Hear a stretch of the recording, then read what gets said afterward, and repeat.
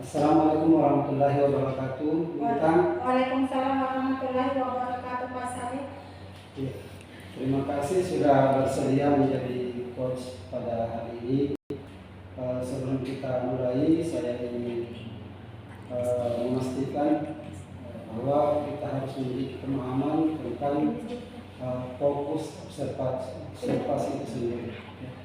Jadi sebentar saya akan mengamati bincang tentang bagaimana Ibu menerapkan prinsip-prinsip coaching seperti adanya presence atau kehadiran penuh, mendengarkan dengan aktif, kemudian mengajukan pertanyaan yang berbobot dan menciptakan rasa aman bagi coach untuk berefleksi. Selanjutnya saya juga akan memperhatikan bagaimana Ibu membantu coach dalam menentukan tujuan utama, kemudian mengidentifikasi area pengembangan serta menyusun rencana aksi dan melakukan dengan penuh rasa tanggung jawab.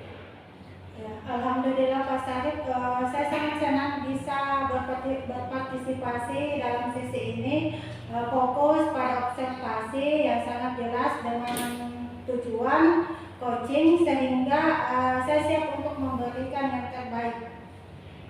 Baik, terima kasih. Silakan dimulai. Assalamualaikum warahmatullahi wabarakatuh, Bu Hani. Waalaikumsalam warahmatullahi wabarakatuh. Oke, bagaimana kabarnya Bu Hani? Alhamdulillah baik, Bu. Alhamdulillah. Nah, sekarang apa yang ingin kita bahas siang hari ini, Bu Hani? Saya ingin membahas masalah saya dengan Ibu tentang siswa saya yang selalu terlambat datang ke sekolah. Oke, terima kasih banyak Bu Hani karena Bu Hani mau berbagi dengan saya. Nah, sekarang mari kita dulu tentukan tujuan yang ingin kita capai. Apakah tujuan utama Ibu Hani dalam menangani kasus yang Ibu Hani hadapi ini? Tujuan yang saya ingin capai, saya ingin membuat peserta didik saya bagaimana caranya menanamkan disiplin pada dirinya sendiri agar dia meyakini bahwa ke sekolah itu ada waktu yang harus kita tepati, ada aturan yang harus kita patuhi. Oke, tujuan Ibu Hani sangat baik sekali. Sekarang mari kita identifikasi apa saja yang mungkin menjadi penyebab utama sehingga siswa Ibu ini sering terlambat. Saya pernah mencari informasi tentang peserta didik saya, mengapa dia sering terlambat. Saya berusaha berkonfirmasi dengan orang tuanya. Ternyata alasannya itu orang tuanya mengatakan bahwa dia tidak bisa mengendarai motor, kemudian yang mengantar anaknya itu ke sekolah itu adalah ayah, sementara ayahnya itu pulang pagi, jadi menunggu dulu ayah pulang baru anaknya diantar ke sekolah. Kemudian saya melakukan tanya jawab dengan orang tua peserta didik saya, apakah ada solusi selain harus menunggu ayahnya, apakah tidak ada jalan yang bisa diambil agar anak ibu tidak terlambat lagi ke sekolah, karena otomatis mengganggu pembelajaran yang sedang berlangsung di kelas. Karena sementara proses anak ibu baru masuk, jadi itu otomatis mengganggu. Kemudian pandangannya juga teman-temannya, karena ibu itu juga yang harus dijaga. Oke, terima kasih banyak Bu Hani atas informasinya yang sangat berharga ini. Nah, dari hasil informasi yang didapat, kita dapat menyimpulkan bahwa anak ini ada permasalahannya di keluarganya karena dukungan dari orang tuanya. Kemudian sekarang mari kita buat rencana untuk mengatasi masalah ini. Apa yang bisa kita lakukan untuk membantu siswa Ibu supaya siswa Ibu ini bisa merasa lebih nyaman dan bisa anak peserta didik Ibu bisa tidak terlambat lagi. Yang saya ingin lakukan ini adalah saya ingin berkolaborasi dengan orang tua,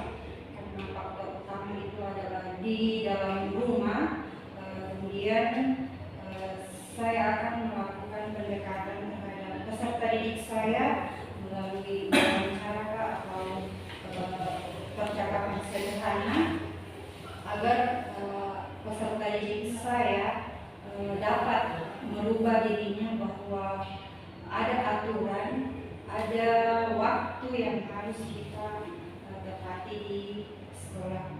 Oke, apakah langkah-langkah Ibu yang telah Ibu ambil apakah sudah maksimal ataukah ada bentuk jalan lain yang bisa Ibu tempuh?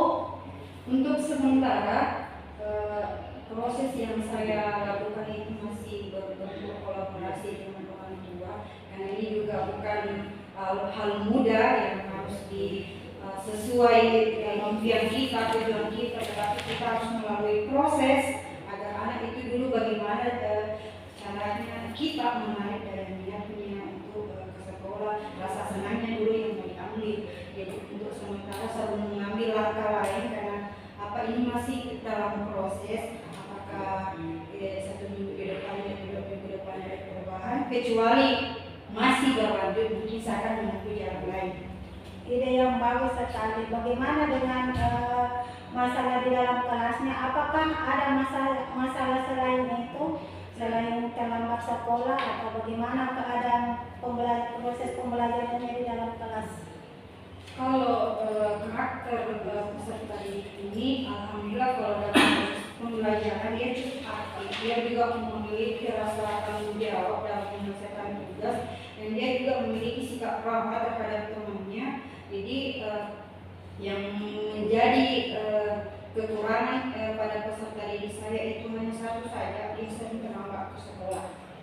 Oke, rencana yang Ibu ambil itu sangat komprehensif. Sekarang mari kita sepakati langkah-langkah selanjutnya. Kapan Ibu akan mulai menerapkan rencana dan bagaimana Ibu akan memantau perkembangan peserta didik yang terlambat ke sekolah itu? Sebenarnya proses ini sudah berlangsung selama 1 minggu.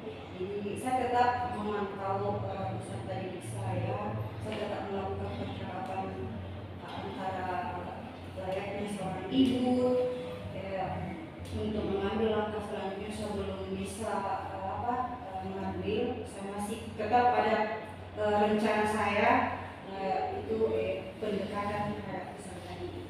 Oke, sangat bagus sekali ide yang Ibu ungkapkan. Terima kasih sudah menjadi coaching buat saya. Terima kasih juga Ibu Intan sudah meluangkan waktu untuk saya, sudah mendengarkan keluhan saya, sudah memberikan pertanyaan yang memantik saya untuk melakukan hal-hal yang lebih positif terhadap peserta didik saya. Terima kasih banyak Bu Intan. Sama-sama Bu Hani. Karena biasa kita dapat saya tadi. Jadi terima kasih atas sesi coaching yang sangat menarik pada siang hari ini. Jadi saya mengerti banyak hal dari apa yang kita lakukan. Bahwa percakapan hari ini sangat aktif.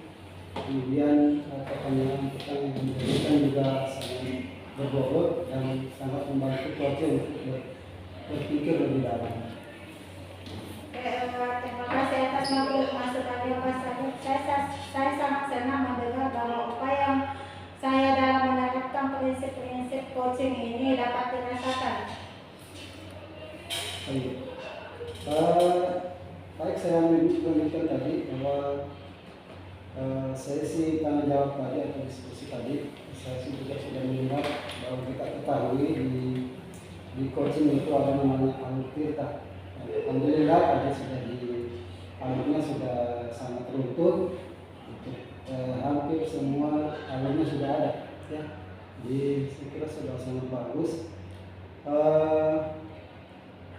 Dan ini sudah membantu kesulitan dalam mengatasi masalah coaching.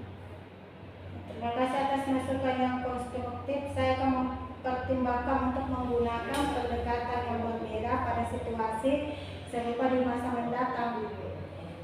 Oke.